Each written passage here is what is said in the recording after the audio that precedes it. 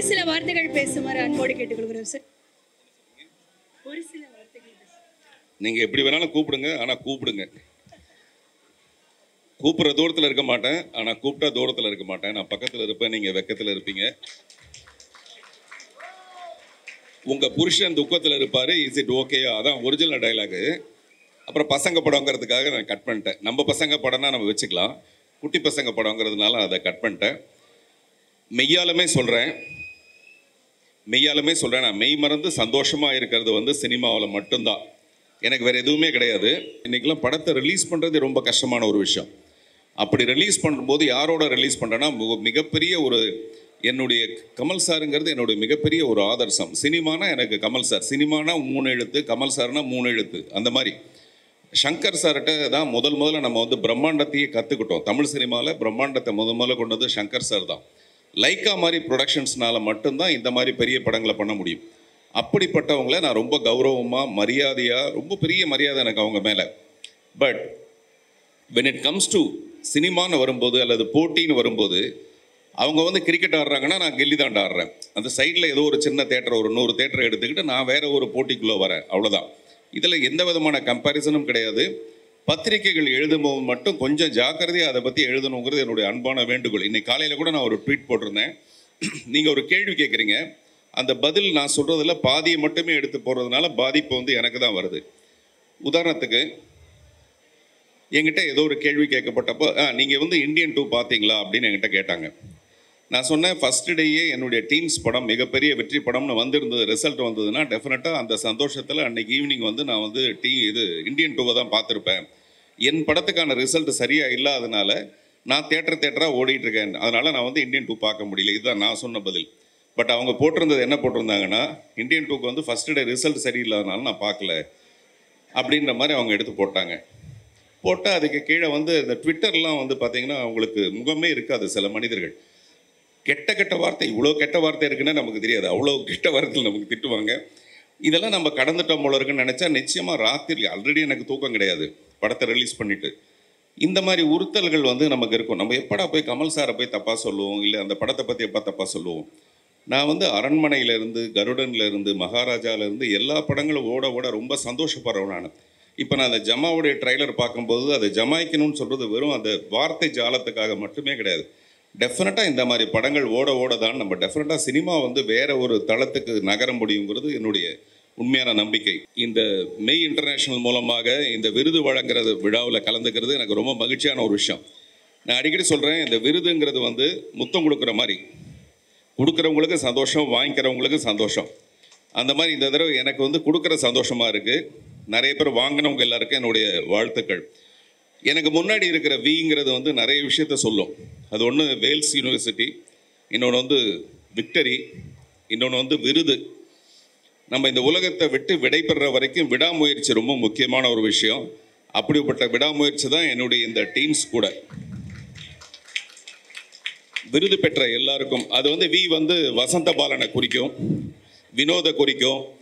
அந்த மாதிரி விருது பெற்றவர்கள் எல்லாருக்கும் என்னுடைய மனப்பூர்வமான வாழ்த்துக்கள். சமீபத்தில் என்னுடைய மிகப்பெரிய சந்தோஷம் வந்து என்னென்னா, இந்த டீம்ஸு அவங்க பர்ஃபார்ம் பண்ணும்போது பார்த்தீங்களா, எல்லாரும் வந்து ஒரு பேயை வச்சு படம் பண்ணியிருப்பாங்க. நான் 13 பேயை வச்சு படம் பண்ணியிருக்கேன்.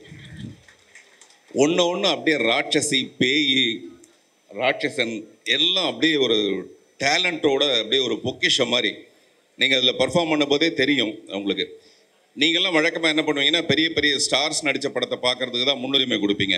ஆனால் நான் என்ன பண்ணுறேன்னா, பெரிய ஸ்டார்ஸை உருவாக்குற ஒரு படத்தை நான் பண்ணணும்னு ஆசைப்பட்டு தான் நான் இந்த டீம்ஸ் படத்தை பண்ணியிருக்கேன்.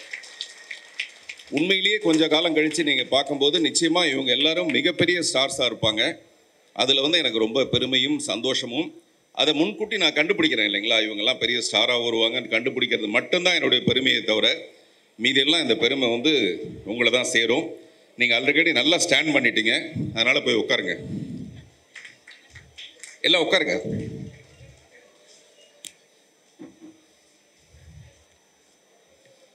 ஒரு சில வார்த்தை பேசிட்டேன். கொஞ்சம் பேராவது டீம்ஸ் பார்த்துருப்பீங்கன்னு நம்புகிறேன். அந்த டீம்ஸ் பார்த்ததுலேருந்து யாராவது சும்மா பேச ஆரம்பிச்சிங்கன்னா நம்ம கொஞ்சம் சகஜமாக நம்ம ஷேர் பண்ண ஆரம்பிக்கலாம்.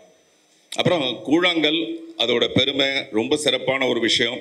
அதே மாதிரி கிடா, அதே மாதிரி ஜமா வந்து தேட்டரில் பெரிதாக ஜமாய்க்க என்னுடைய வாழ்த்துக்கள்.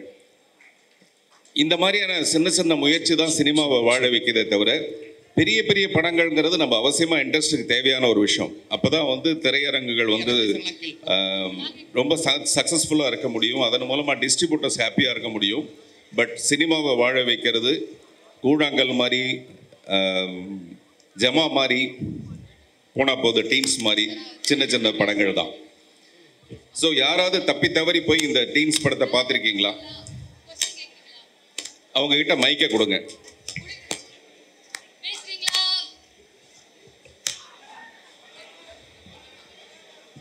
ஹலோ சார், இங்கே ரைட்டு. சொல்லுங்க. உங்கள் கூட பேசுறது ரொம்ப சந்தோஷம். டீன்ஸ் படம் ஃபர்ஸ்ட் டேவே போய் பார்த்தேன்.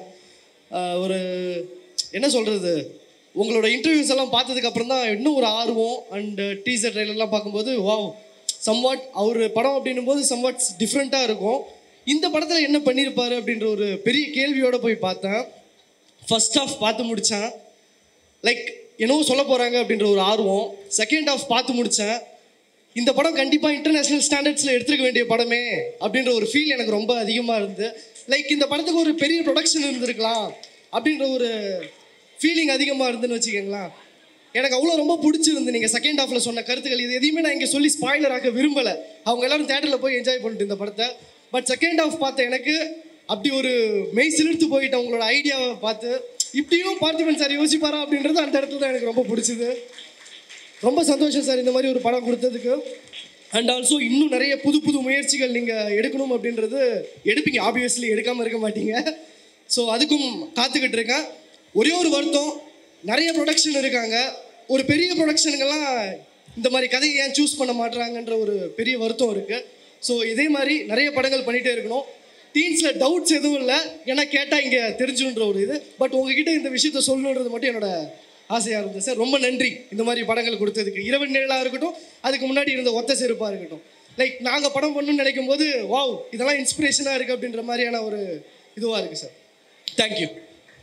ரொம்ப மகிழ்ச்சி. உங்களுக்கெல்லாம் இந்த படம் அல்லது என்னுடைய படங்கள் வந்து இன்ஸ்பிரேஷனாக இருக்கிறதுங்கிறது ரொம்ப ரொம்ப சந்தோஷமான விஷயம். அதுதான் நான் வந்து எதிர்பார்க்குறதே.